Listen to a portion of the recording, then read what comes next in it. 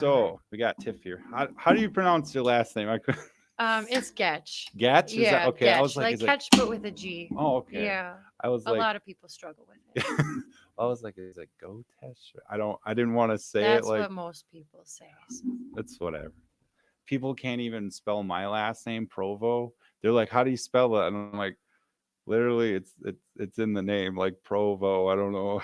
It's easy as that. Heck So yeah, they probably don't think that it's as easy that yeah, it's out. yeah. Nothing ever works out that way. Well, I always refer to like Provo, Utah. That's what, and which is pretty cool. It's a city, but so let's get started.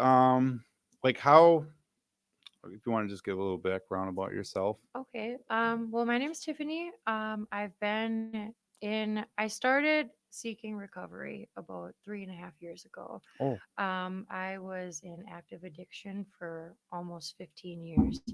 Um, okay, you're good. so, yeah, I was in active addiction half my life, besides the last 3 years. I never anticipated, addiction does not discriminate. It does Mm, not discriminate at all. And I had a pretty good upbringing. Like, I like to take note that I wasn't raised in an alcoholic family or, my parents weren't addicts. I wasn't exposed to a lot of that. So I like to say that because I feel like trauma and addiction and mental health, like it all goes hand in hand. mm. So that's, it doesn't discriminate. We all are affected by it. So what exactly were you addicted to? What I was was addicted to crack cocaine. crack cocaine? Yeah. Okay. So like I grew up in a small town and really all that was prevalent. Back when I was in high school, it was just pot out there, a lot of pot. Yep. The most people did was Adderall and stuff like that.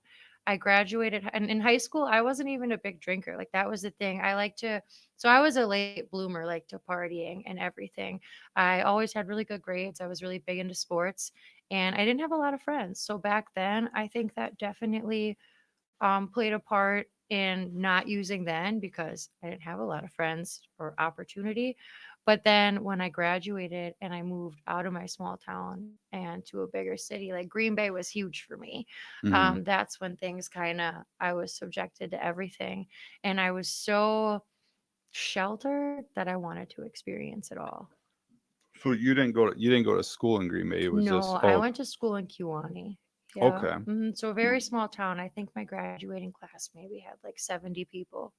Yeah. Holy Yeah, Christ, and like jeez. yeah, and prior to that, I went to a parochial school when I was younger, and we only had 6 kids in our class. Yeah, What's up? I never heard of that. Catholic, Catholic. Oh, private okay. school. Yeah.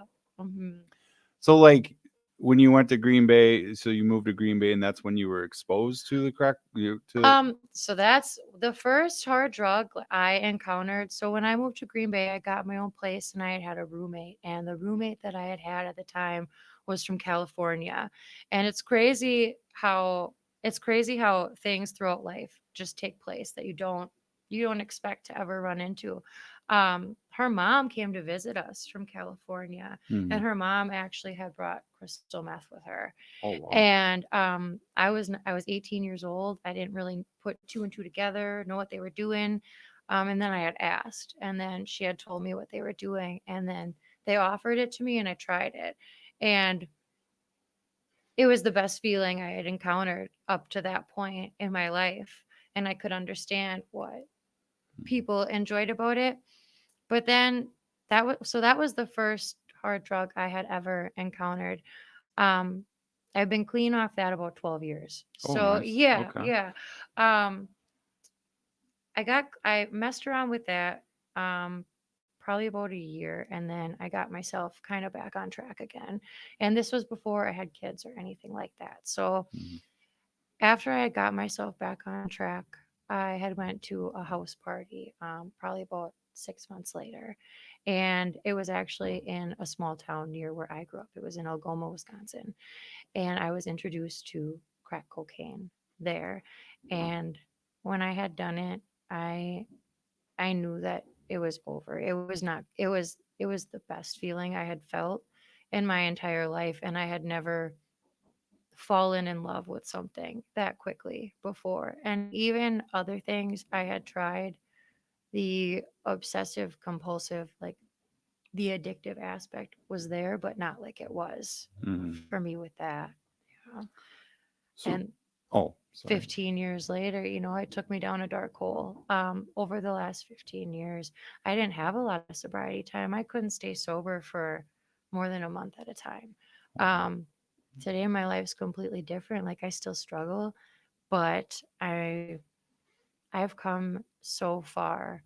And the biggest thing that I tell myself, those drugs don't love you. They don't love you and they don't care about you.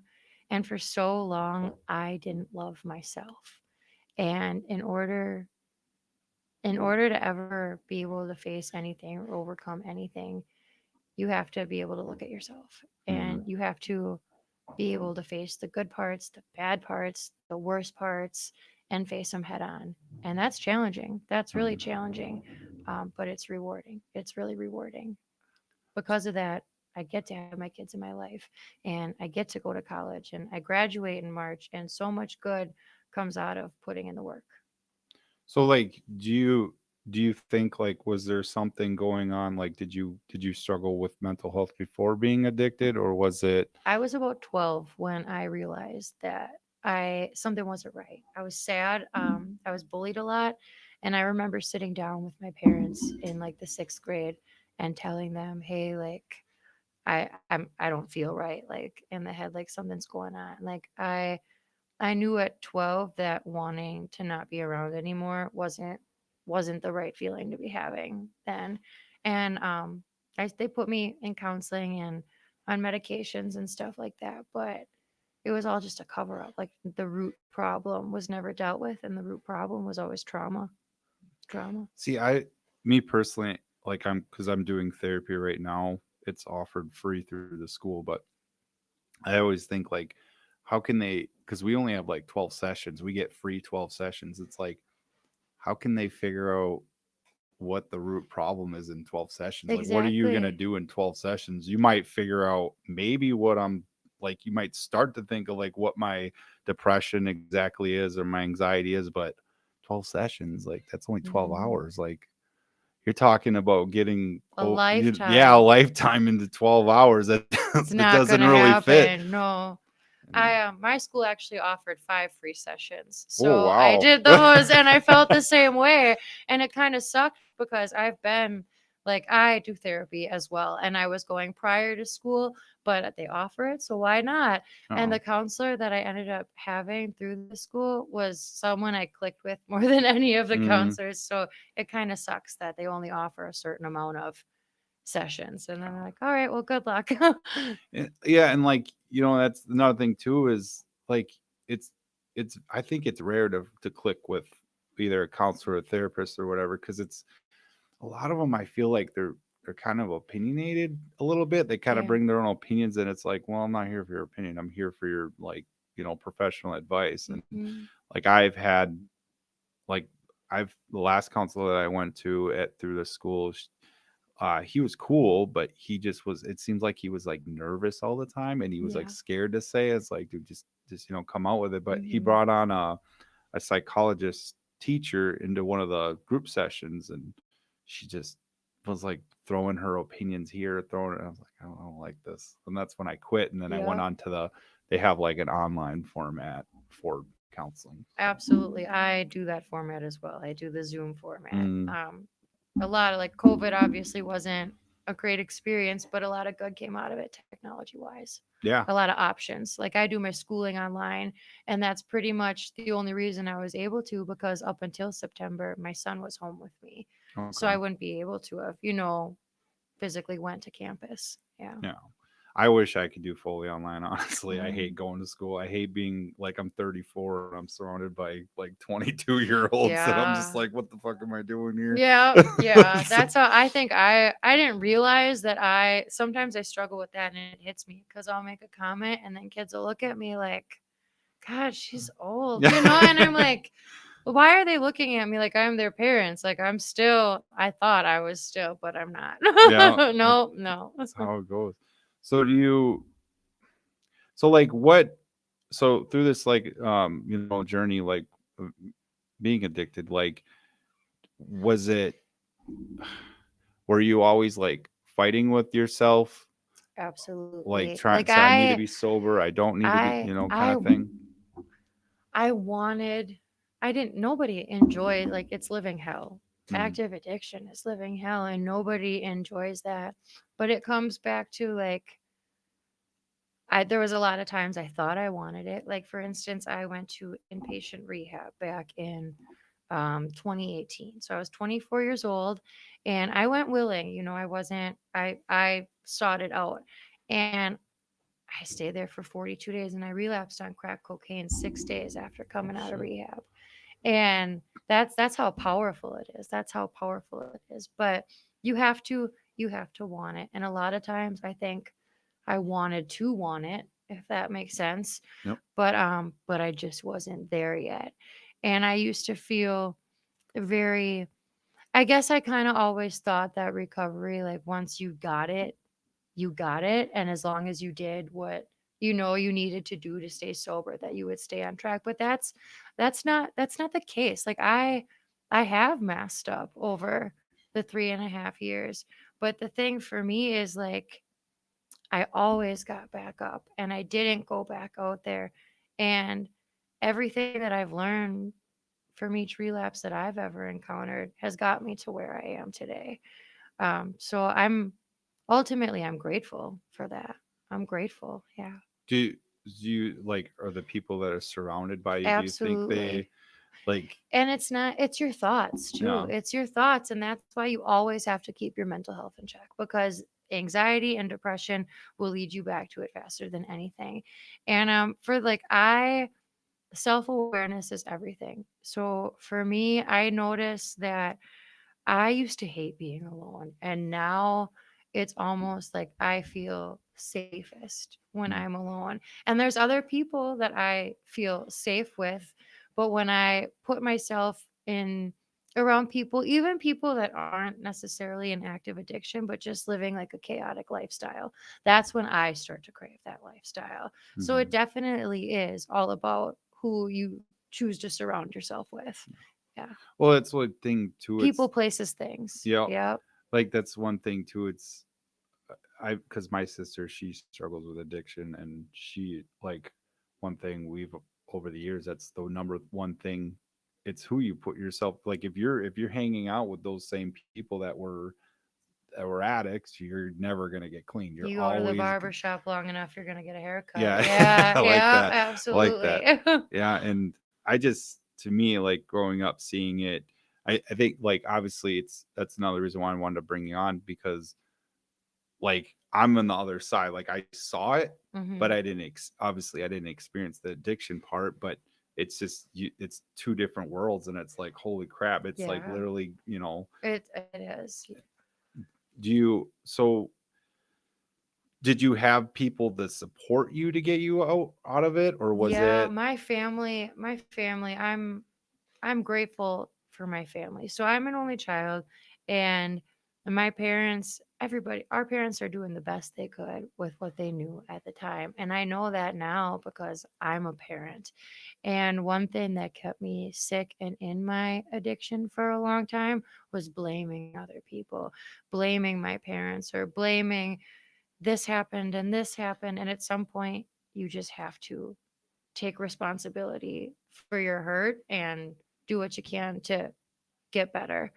My parents were way more supportive than I deserved over that whole 15 years. And eventually I can't imagine what they were feeling being on that other side. Mhm. And what saved me was their tough love. Eventually, they got to a point, like, and at that time, I didn't see things like I see them now. So you don't really realize the manipulating behaviors you're portraying and stuff like that. But they they stuck by my side, and I'm grateful for that. That's awesome. Yeah. That's really awesome. Like my mom, she does the same for my sister, but it's like the tough love part, I think, is a hard it's very hard for parents because they feel like they're running into kind of like a pitch in the fork, or what was that, like a fork in the road kind of thing, where okay, so I either give her tough love and then she might end up dead, or I watch over her and maybe she lasts a little longer. And it's like, but it's like, what do you do when they're like really far gone, The you know? best from an addict's perspective, even though it's tough, the best thing you can do is those boundaries, is Mm. have those boundaries, even if it is your loved one, because by enabling them, it's not it's not helping. It's leading them to exactly where you don't want them to go. Yeah, I don't know. Like me, I have my like, I guess, own opinions on the whole thing. It's like Hmm. it's hard for me to, I don't know how to put this, like in her case. I can't say that for all people that struggle with addiction. I've had friends that struggled with it and they got cleaned and so on and so forth, and not something like, not hardcore drugs, usually like drinking, or even though it still could be hard, but it's like with her, it's like you keep going down the same road. I mean, we're going on 20 some years now. It's like, when is it got to stop? Like, I mean, and for me, it caused a lot of trauma with me, but I mean, I'm learning to help or get help, and I'm learning how to kind of not deal with it. But, and I think it's just, it's hard when, like, in society, because we have all these like stigmas of everything, and we just like, oh, we automatically jump to the gun of saying, oh, well, this person's automatically bad, or this person's automatically, whatever, their waste of life, whatever the case is. And it's like, well, if we just keep thinking that way, we're not going to change. And that's like, I need to, learn that too. It's like, even with my own sister, as much as like I hate the person she's become, like, if she came to me and said, Travis, I need help, like, I'm jumping on that as fast as possible, Absolutely. so. That's the thing, though. There's a difference between enabling and being supportive. This is the toughest battle that a person, could potentially ever fight, addiction. Mm. And family support is everything. I'm not saying cut them off, and it doesn't matter how many times they go down the wrong path or keep making the wrong choices. Those are your kids, and the addict needs the support. They need to know that they're loved, but there's a difference between loving them and supporting them and having their back and enabling them. I guess that's where the boundaries come in. So what helped you get clean? Like, obviously you said you had support, but what You have was to hit like? your rock bottom. No. You have to just be sick and tired of it. Sick and tired of it. And that's how it was. I was in Green Bay. I was doing the same shit for 12 years. And I had all these ideas and all these plans and all these great, oh, I can do this, and it would never work and I would never get clean. And enough was enough. So 3 years ago, I made a phone call and I told my family I was really struggling, like that if I stayed in Green Bay, I wasn't going to make it. And by the grace of God, they believed me that time. And I got to come to Ocano, and I've really made a good life for myself since then. Okay. So you just, what, so was it a quick cold turkey, or was Yeah, it, oh, I quit. So that's the thing. I do not recommend that. So like I do meetings and stuff like that, but there's a lot. I'm not working like a straight up NA program or AA program right mm, now.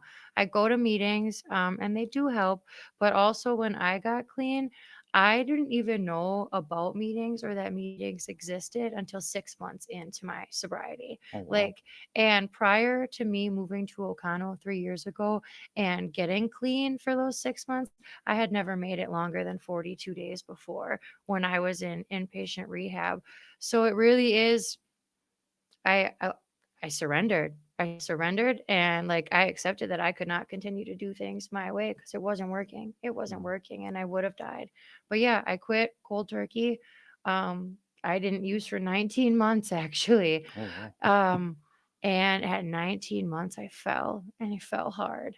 But ultimately, that showed me everything that those first 19 months I had clean. I was clean, but I was miserable. Mm. I was miserable.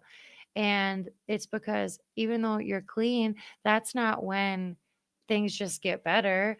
That's not when all of your character defects go away. Once you get clean, that's when all of your character defects come out to play. That's when they are the most apparent. That is the first time you find out that you're impatient or insecure or this and that, because for the last 15 years I've been numbing it, you know? Mm, So although I wasn't using, I wasn't in recovery. And that's why I say there's a difference. That's why I consider myself in recovery the last 3.5 years, because the last 3.5 years I have actively put my heart and soul into recovery. And I may have stumbled, but I got back up. Um, Before that, I didn't try. I didn't put any, I didn't want it. I didn't want it. It's scary to learn how to love yourself. It's really scary, um, but it's worth it. yeah.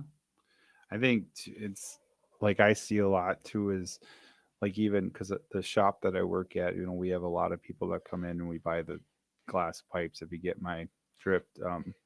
And it's just like I didn't think this many people actually came in and bought this stuff. Hmm. Like I thought we just had it there for that one or two customers or whatever it was, Absolutely. and I just like it. Just to me, it's just like crazy. Like I can understand pot all day, whatever. It's just Hmm. pot, but like, and when it gets to the harder drugs, it's like what drives a person to get to that? And it's pretty. I mean, you're basically just writing your own death sentence, and in a Yeah. sense, because we all know what it does to us, and I think that's where I feel like in this country at least a lot more people need to focus like we need to do something a little bit more about the stem of the problem rather than well let's just keep putting up rehabs, which is nothing wrong with that, Hmm. but we could put all the rehabs we want, we can put all the mental health clinics we want, Hmm. but if we're not focused on the source of the problem, then these problems are just going to keep duplicating. And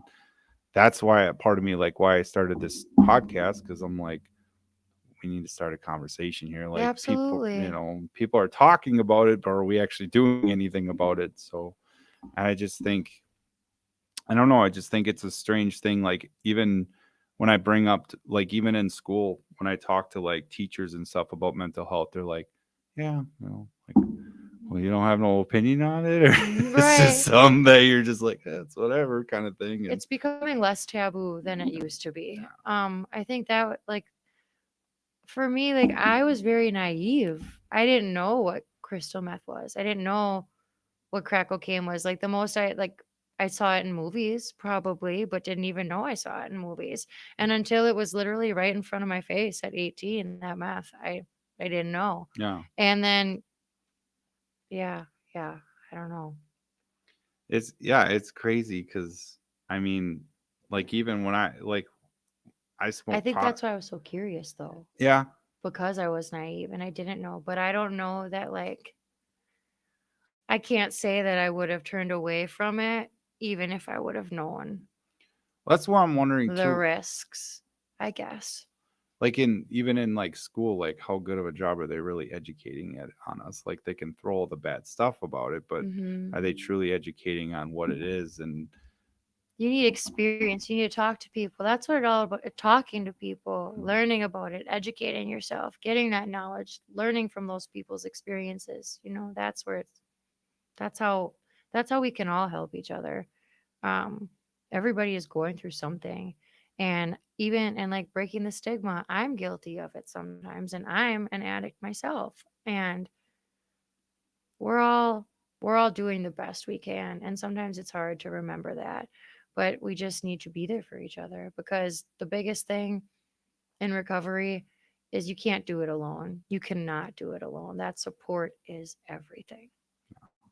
that's the thing too. Like people always like they'll ask because I drink like maybe twice a year, or like I haven't smoked pot in years and stuff like that. Nothing against those, but I just don't personally. And like people have always asked me growing up, like, it's crazy, because everyone's like, oh, you're going to end up like your sister. You're going to end up like your sister. And I never did. I never wanted to do meth. I never wanted to do heroin. I didn't want to do any of that.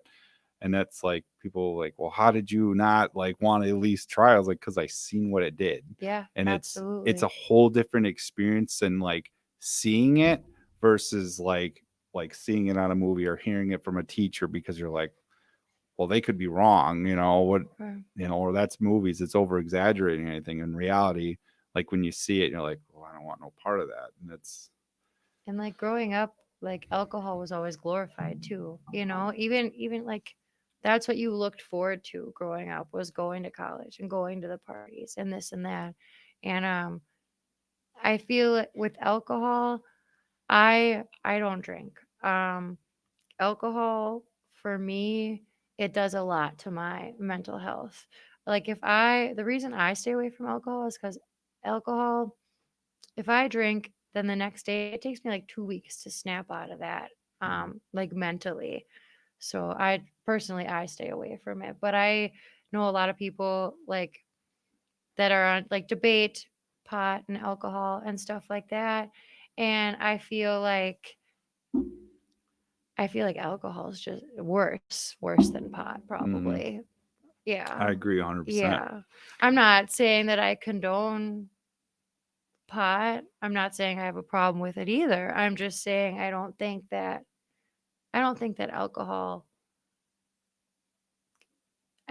alcohol is I guess I don't know how I'm trying to put it. I, I don't think that it's yeah, not all it's cracked up to be. a funny story, a counselor actually tried telling me that.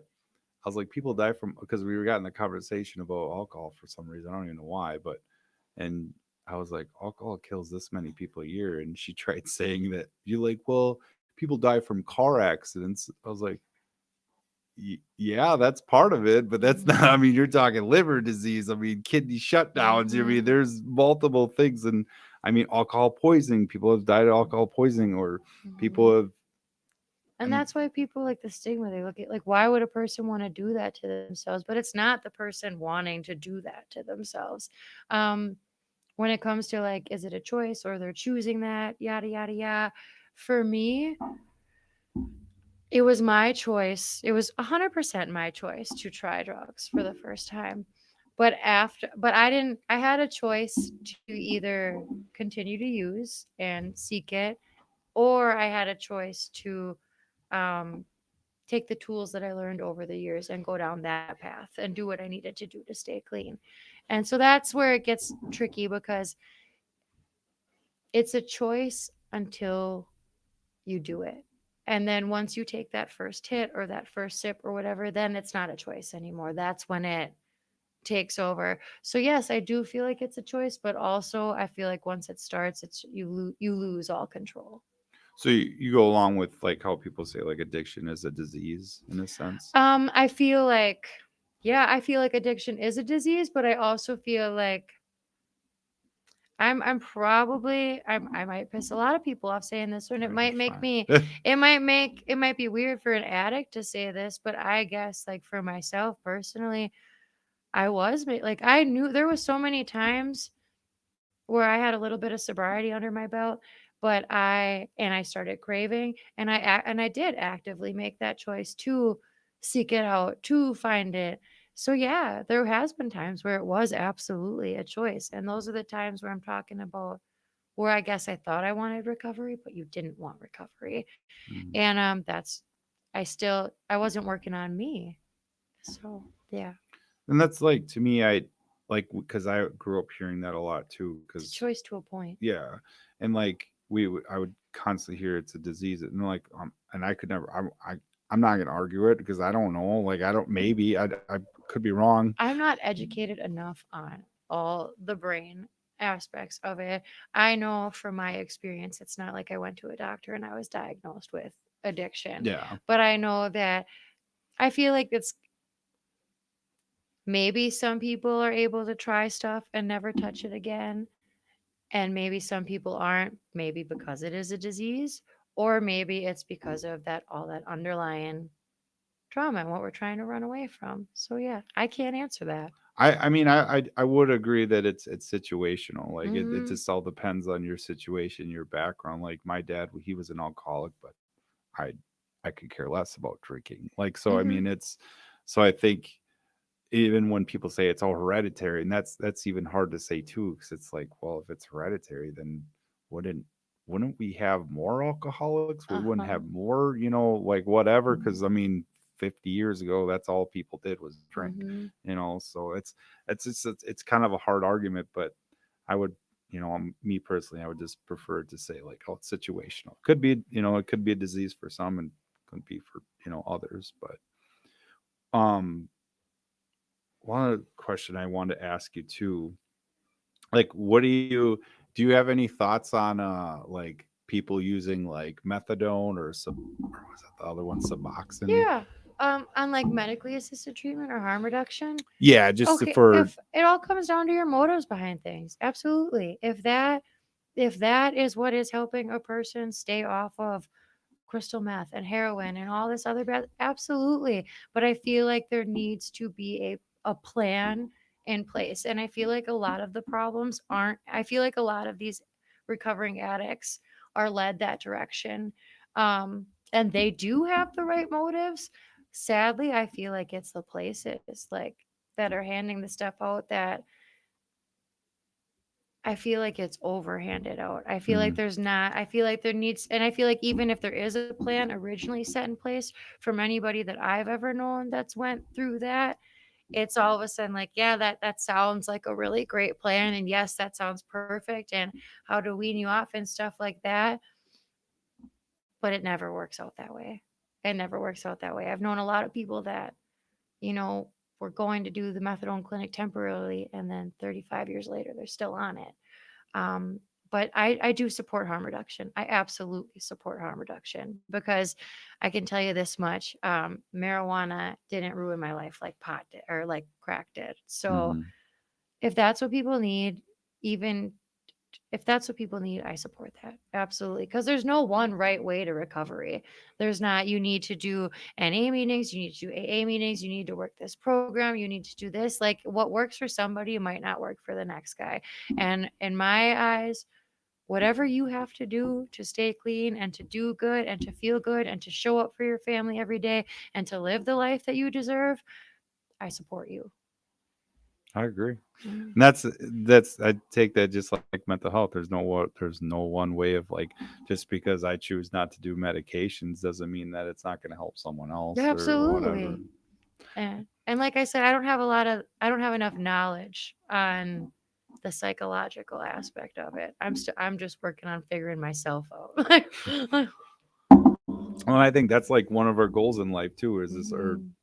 like to figure ourselves out, figure out, what makes us tick, what makes us feel good, what makes us Yeah. feel bad, so on and so forth, or like what's our mental state at, or And what's then our our intelligence. patterns Yeah. and unlearning years and years of patterns and behaviors and just yeah, absolutely. And that it but And that's when you like think you know it, then a whole bunch more gets thrown at you. Like you think you've got it figured out, and then you realize you're way more fucked up than no. you thought you were.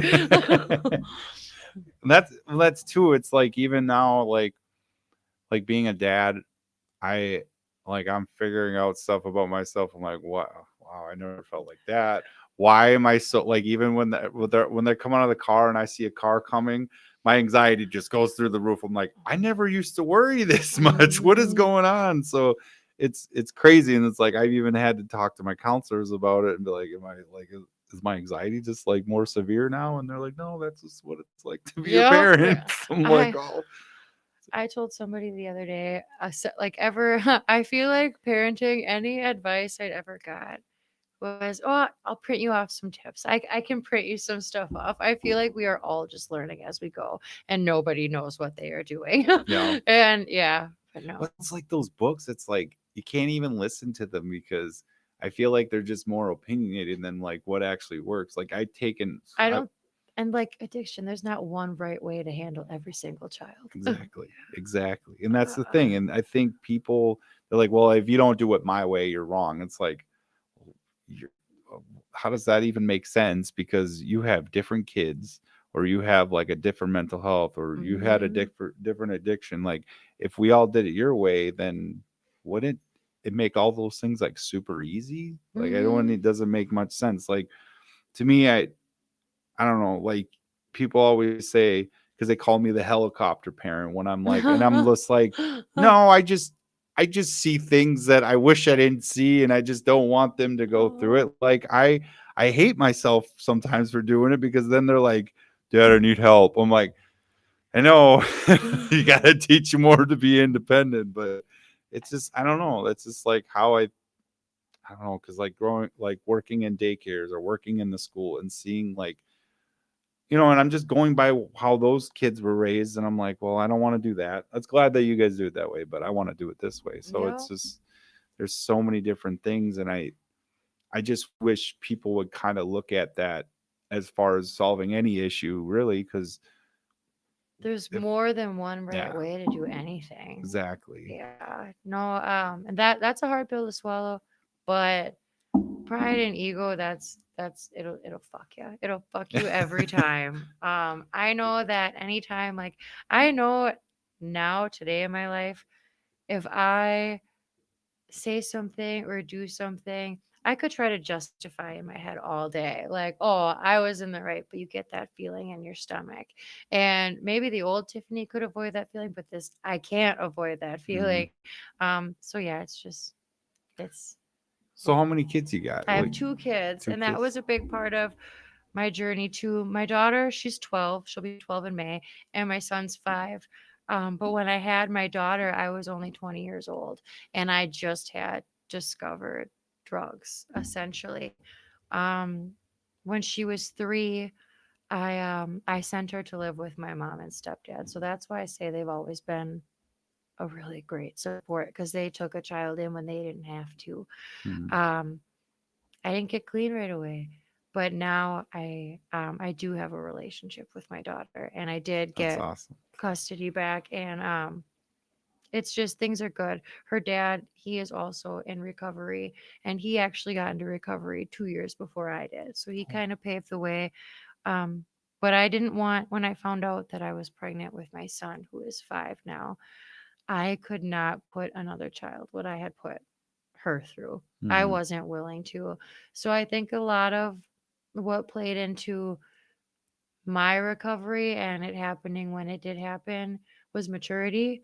Um, I get like I knew that I wasn't gonna have I had made mistakes the first time and gotten help with my daughter, et cetera, et cetera. But I knew that help wasn't gonna come around this time. Like I had to step up. And it was just really about either I'm gonna do it or I'm not. And I did. That's awesome. Yeah. That's really awesome. Does your daughter know about your past yet, or she? Yeah. Yeah. So she knows, and the one thing that's really important to me is being honest with my kids about it. Like obviously at different age levels there's a certain amount of information you probably don't want to share or filter and stuff and explain it to them in a way that they can comprehend and understand. So I actually my daughter and I we did some therapy together, and I think that's really important for any families struggling with mental health or addiction is just to have like that safe spot because a lot of times communication is the issue. And my daughter's got some big feelings about me not being there. And I guess the biggest thing that I've realized is all I can do is take accountability for my actions, for not being there, for my mistakes. But I can't dwell on that. I have to move forward. But I also have to allow her to have those feelings about that because I did hurt her a lot. So I guess it's just with my daughter, we're moving forward, but it's a process. It's definitely a process. I think as she gets older, she'll understand a lot more. Mhm. But I'm just grateful to have a relationship with her in general. See, that's awesome. And I think from from when I'm like seeing my nieces and stuff with her mom and stuff, like I feel like your relationship with her would be way stronger just because you can share that. And like at 12 years old, most kids, they see the world like all sunshine and they're getting ready for Hmm. whatever. And but then like seeing that world, and it's like they can, gives them the opportunity to really understand and help them. Absolutely. That's really cool though. One of my motivations, like for doing good and making sure I stay on track, is because I know that there was a lot of damage done and I can't go back, but I want to do everything I can to make sure that I maintain a stable mental health, sobriety, that I show up 100% every day for my kids, because no matter what they go through, I'm going to be there for them. And that's just my main goal. That's really awesome though. Mhm. Like I don't know, I watch like I still my niece like they're all older now. They're all 25, 20, but like seeing them like struggled over the years and they still struggle with it, but they're, they're getting help thankfully and they're with the deal that deals with their mental health and stuff and but it's just like when we talk about it, it's just so weird cuz you we're like yeah, this happened today or whatever that happened yesterday, Mhm. whatever the problem was and it's like I don't know, and like seeing them hurt and like because they're like, well, mom's still going through this, mom's still doing this, and it's like, what do you even say? And I think that's when you were talking about how you're going to counseling with your daughter and stuff like that. That's to me, that's like I've never like personally heard of story like that. So that's to me that's really I wrote amazing. my daughter a letter. And I didn't want to just give it to her because it was pretty long and she would have said she read it, but she wouldn't have read Yeah, any of it. So every kid. I wrote her a letter, and I wanted to make it handwritten because it just seemed more personable and thought out and stuff. So I read it to her. This is probably about a year ago. And basically, it was just me acknowledging not being there, but that it wasn't her fault. Mhm. I I let her know that I didn't send her to live with my mom because I didn't love her. I sent her there because I did love her and I was not good for her. So I'm actually today really proud of myself for making the decision that I did make at 23 and sending her to my mom's, because if I didn't, there would have been state interventions and stuff like that. But I had apologized to her, and I needed to let her know that it wasn't, I was a kid when I had her. I didn't know how to be a parent. I didn't know how to love myself. And it wouldn't I wanted to really emphasize to her that if I would have had my son back then and her now, that it would have been the exact same situation. That because I think a lot of the times it was hard for her. Well, why didn't mom get better for me, but she got better for Caleb?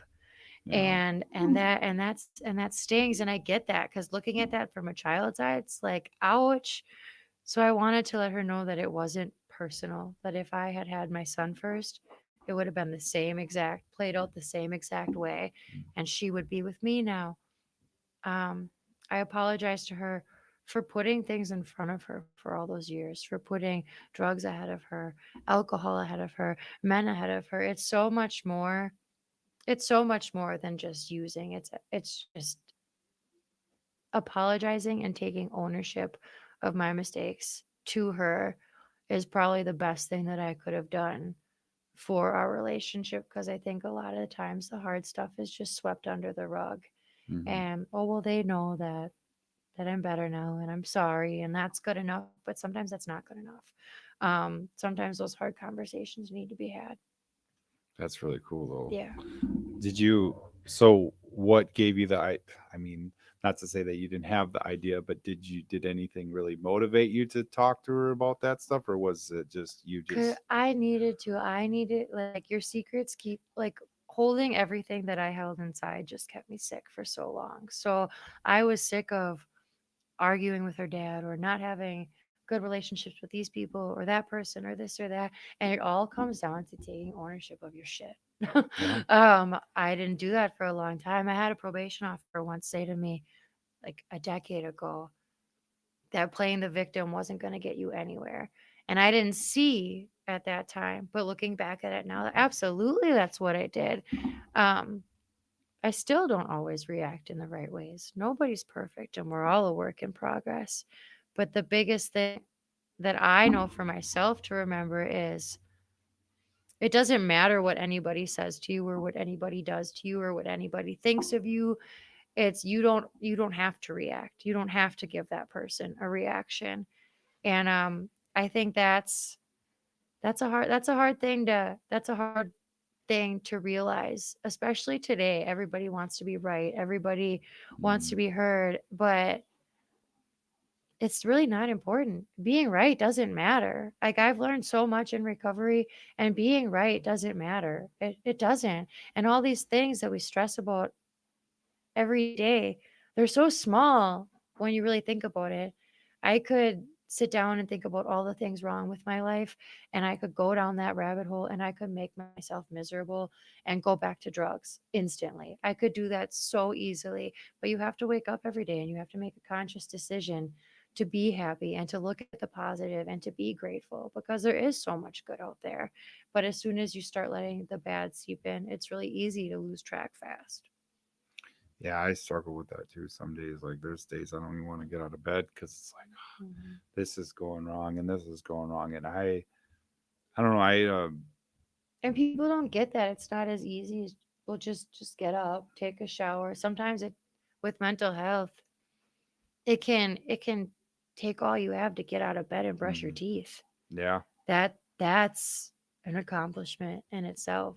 And, and I really wish people understood that too. A lot of people aren't lazy. A lot of people aren't just these scumbag drug addicts. We're just people like everybody else. And we people aren't choosing to be depressed, but I think we it's also about making a choice, not making a choice to not be depressed or to not be an addict, but it's about making a choice to do something, to live in the solution. But sometimes when you're that far down, you need somebody to help pull you out of that and get you to that point. Have you thought about doing like motivational speaking or anything? I've You're thought pretty about clear. it. You're pretty clear on words and everything. I've thought about it, but I was super nervous to do this because I lose my train of thought a lot. So then I'll just be talking, and then I'm like, "Oh yeah, I don't know what I was gonna say." So I'm sure everybody's seen that happen quite a bit. No, you're Um, doing really good. but I guess. So I'm in school right now for criminal justice. But what I want to do with my degree is I would like to do more of like a seminar aspect of it, like go do talks at schools, go talk to these kids, because I want to put out there what would have helped me back then from going down this path. Mhm. And that's my story. Yeah. That's. I think you'd be great at it because you did pretty well on the podcast here, but Thank you. and like I think that When with I didn't know that there was a camera until I got here, and sorry. no, Well, it's good I didn't know because I went to came. well, yeah. Well, I mean, I thought about just doing audio, but I'm like, I don't know, because there's like certain things that like sometimes, like I don't know, like I hate to say it's like a promotion having the poster up or whatever, or like I don't know, sometimes like seeing people's like body language, Mhm. like people, I don't know why some people like that helps to be like, oh, that's what you can kind of see what they were talking about, or if there something happened in the podcast. And Yeah.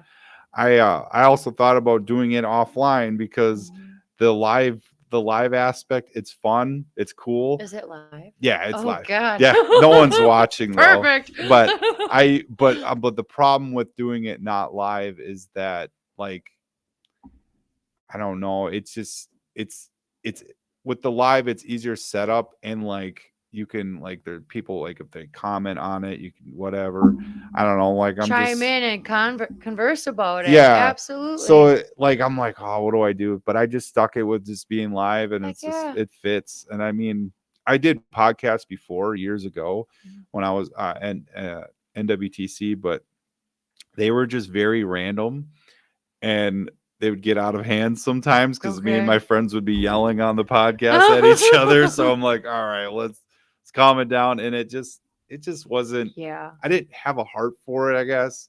But this is like I've always mental health. Like I want to help people out and I want to find a solution. So that's Even my if main goal. And I think it's something that's relevant to everybody. Even if you yourself don't struggle with mental health or addiction, we all know somebody Hmm. that does, and it affects, our life in some way. And I think that's too because like I think if they like that's another reason I did want to bring you on because it's like if they heard your story and they're like, wow, if she could do it, I could too, or and she, and you brought up about just like different solutions or and you're way more understanding. And I think when people see that, it's like, okay, I'm not alone. I'm not the only one Mhm. struggling. Absolutely And not. I think people need to see that. And the more they see that, the more positivity comes to, you know, And I'm not condoning relapsing as a part of anybody's recovery. I'm just saying for me personally that it happened at 19 months, but if it didn't happen then, it would have happened. It was only a matter of time before it did happen. So I'm grateful that it happened when it did because that really it helped me grow in my recovery a lot. I'm glad to have you on. I'm Yeah. glad that we had this conversation.